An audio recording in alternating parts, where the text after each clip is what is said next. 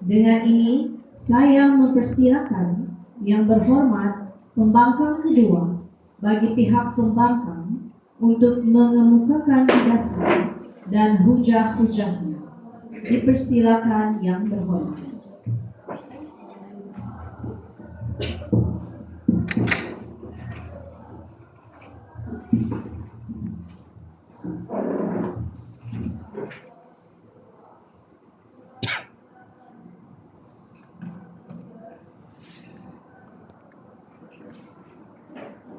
Terima kasih Dato' Tuan Yang Dipertua, rakan seperjuangan pembangkang, delegasi kerajaan, ahli-ahli yang berhormat, dan sidang dewan sekalian.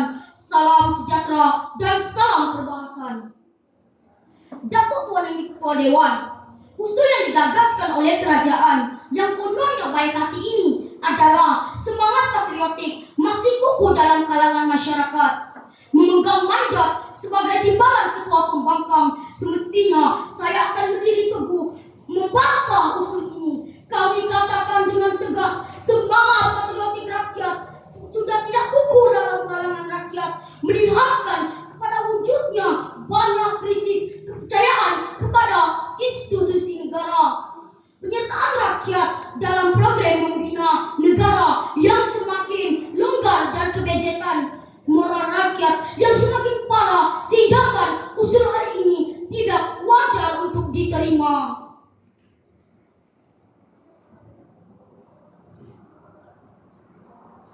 Dato' Tuan Yang Dipertua Dewan,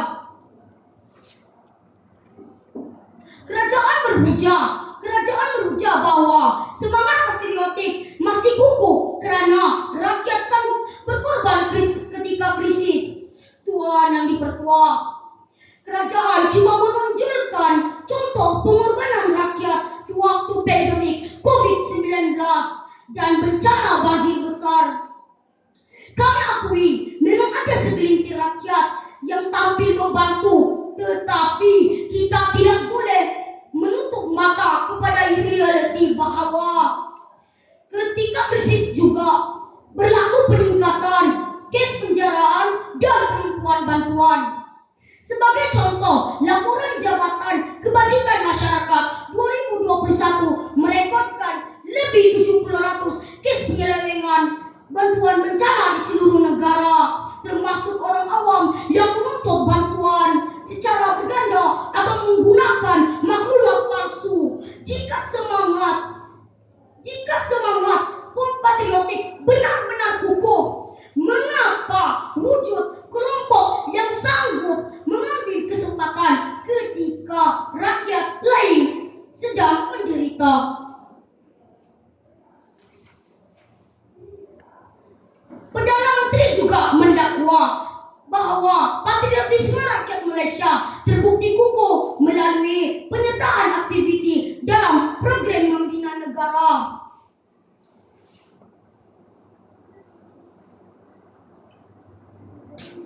Sekali lagi, kerajaan menyajikan hujah bersifat indah kabar dari rupa. Mengapa kajian Institut Negara Malaysia 2022 menunjukkan hanya 2% golongan muda yang memahami perlembagaan dan rukun negara?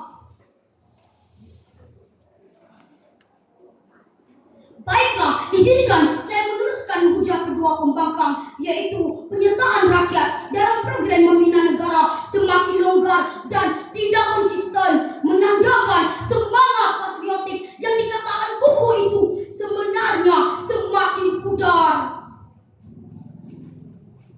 Pertama, kita lihat penyertaan dalam program rasmi negara seperti sambutan Hari Kebangsaan, gotong royong community atau kempen kesadaran nasional.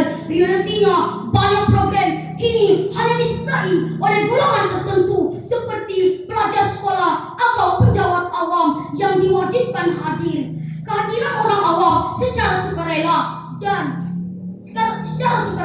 semakin berkurang. Jika semangat patriotik benar-benar kukuh, rakyat akan hadir tanpa perlu dipaksa atau diberi insentif. Kedua, kita juga melihat budaya pilih program dalam kalangan rakyat. Ramai yang hanya menyertai program yang memberi manfaat pribadi makanan percuma atau liputan media, program yang menuntut penglibatan serius seperti forum kenegaraan, latihan pertahanan awam, atau sukarelawan bencana sering diabaikan. Ketiga, dalam era digital ini, ada yang beranggapan cukup sekadar memuat gambar bendera di media sosial sebagai tanda patriotisme. Fenomena gay patriotisme ini tidak memberi impak sebenar kepada pembinaan negara. Semangat patriotik yang kukuh sepatutnya dizahirkan melalui tindakan nyata, bukan sekadar simbol maya. Statistik daripada pihak berkuasa membuktikan peningkatan kes rasuah, penipuan keuangan, bully cyber, pembuangan bayi, dan kes jenayah jalanan yang melibatkan golongan muda. Fenomena ini jelas menunjukkan bahwa nilai murni sudah semakin luntur. Patriotisme sejati lahir daripada hati yang bersih dan akhlak yang mulia. Apabila moral